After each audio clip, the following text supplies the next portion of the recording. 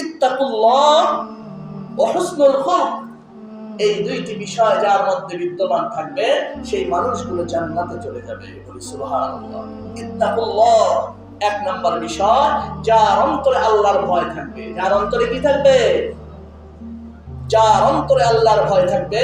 ওয়া হুসনুল খুলক, যার চরিত্র উত্তম চরিত্র হবে, যার আচরণটা হবে উত্তম আচরণ। অনেক বাবাজি রয়েছে 5 ওয়াক্ত নামাজ পড়ে, মাথায় টুপি দিয়ে ঘোরে, সুন্দর দাড়ি রেখেছে, সুন্দরভাবে তাসবিহ নিয়ে চলাচল করে, কিন্তু কি আচরণ খুবই কঠোর, খুবই রাগী। একজন মুমিনের বৈশিষ্ট্য, মুমিন কখনো রাগী হইতে পারে না। আমার রাসূল কখনো কোনো মানুষকে ধমকি দিয়ে কথা বলে নাই।